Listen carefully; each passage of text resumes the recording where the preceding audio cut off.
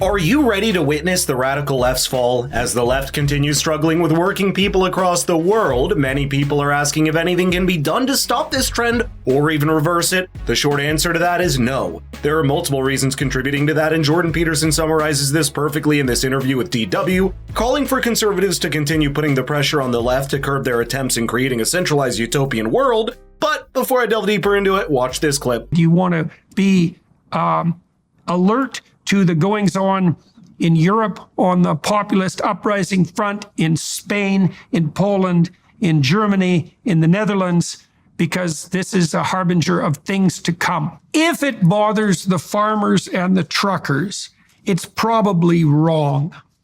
And that seems to me to be an extremely useful rule of thumb, and it's also one you'd think the bloody leftists would adhere to, given their hypothetical concern with the working class, right? Because you can't get more bedrock working class than farmers and truckers. So, and that does seem to me to be a reasonable measurement tool. You know, if the policies are bothering the farmers and making them protest, something is up, because that's just not how farmers operate, not generally. And the same can be said for truckers. When they're goaded into political action, something genuinely rotten is occurring.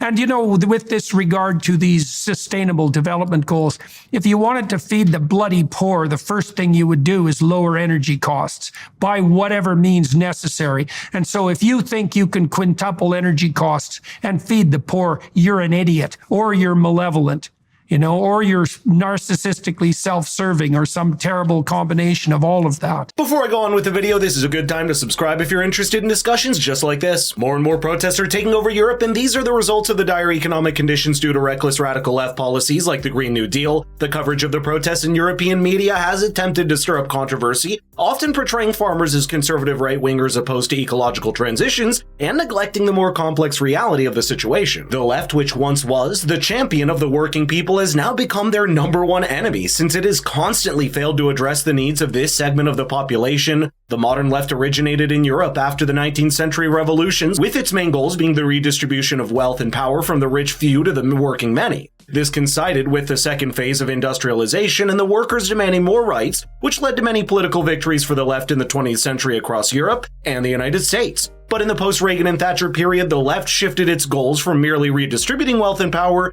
to a focus on excessive taxation and massive public spending, with the aim being the creation of a welfare state. In the 1990s, the gap between the working people and the left became increasingly apparent. With the rise of the third way, politics were influenced by the likes of Bill Clinton and Tony Blair. This was coupled by a rise in globalization, which meant the left lost more people from its core voter base who once regarded it as the savior. They also started thinking on an international level rather than taking care of the needs and concerns of their populace. We see this clearly with their support for mass immigration, be it legal or illegal, and their strong support for radical climate change policies. This led to the left resonating well with those on the higher income brackets with college degrees, since this segment of the population is characterized by favoring values such as internationalism and identity politics. A recent Pew Research Center survey shows that 53% of people who fall in the upper income bracket are more likely to vote Democrat compared to 46% voting Republican. In contrast, 51% of the people in the middle income bracket lean towards the Republicans compared to 48% leaning towards Democrats. This demonstrates how the left has increasingly become detached from the working people, who regard issues like rising fuel prices, agricultural subsidies,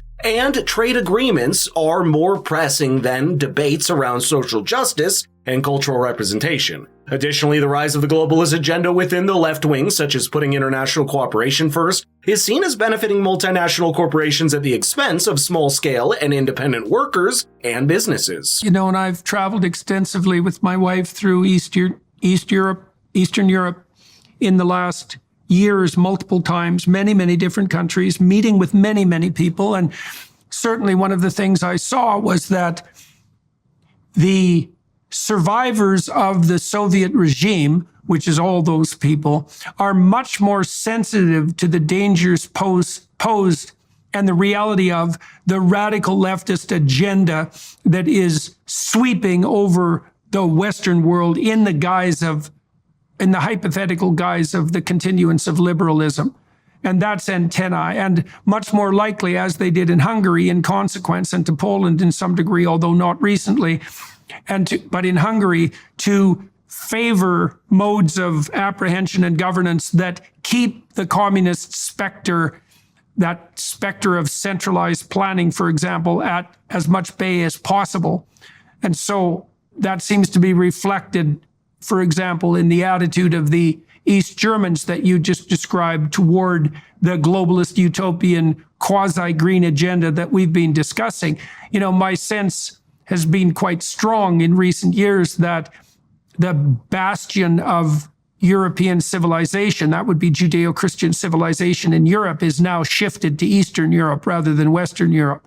And, you know, with the UK playing a rather ambivalent role in that regard, because it's a country that's very split, with the Brexit people more aligned with the Eastern Europeans and the Labour Party, which is most likely to be the next government, much more aligned with the globalist utopians in Brussels. It's incumbent on us, if we're facing political or ideological strategies that we don't agree with, to find our way forward in a manner that doesn't throw the baby out with the bathwater. And so, and then you see the example in the Netherlands too of the fact that the kinds of protests that it hasn't been as effective in Canada, by the way, but although we'll see what the long-term consequences are in the next election, you know, you have shown in the Netherlands, the farmers there certainly showed that these wide-scale protests, civil protests, and they have been markedly civil, like they were in Canada, can and do have a walloping impact on the structures of governance. And so, you know, maybe we need to take something approximating a 5-year view of this, you know, that this is the beginning of something new, and we don't want to get too hot and bothered about doing anything too radically stupid, and we can let the electoral process play itself out. That's the absurd thing happening in the EU. Member countries are slowly losing sovereignty and democratic accountability, with key decisions being made by unelected bureaucrats in Brussels rather than elected representatives at the national level. This leads to decision-making being unresponsive to the concerns of working people. The EU has increasingly taken steps to centralize decision-making and policy implementation over the recent years in areas such as competition policy, trade agreements, and environmental regulations. Institutions such as the European Commission play a key role in proposing legislation and enforcing EU rules across member states, with the European Court of Justice, ECJ, serving as a judicial authority to ensure compliance. But there has been an increased pushback by many member states against the EU's attempts to centralize power, such as in Hungary, Poland, and Italy. This resistance is also increasingly evident on issues related to environmental policies and immigration. These countries argue that EU regulations, while well-intentioned, place undue burdens on their economies and hinder their ability to compete globally. In Hungary, for example, Prime Minister Viktor Orbán has been vocal in his criticism of EU environmental directives, arguing that they impose unnecessary restrictions on Hungarian businesses and hinder economic growth. Instead, Orbán constantly faces backlash from EU institutions since he argues for pursuing policies aimed at promoting economic development, noting that the EU's plans are a utopian fantasy. And, quote, raising the prices, having a few regulation rocketing and prices to the sky, destroying the middle class, adding common sense on one side and fantasy on the other one. The utopian fantasy kills us. That's the problem with energy prices as well. Similarly, Poland has resisted EU efforts to impose stricter environmental regulations, particularly in the coal industry, which plays a significant role in the country's economy. The former ruling Law and Justice Party, PIS, has been critical of EU climate policies,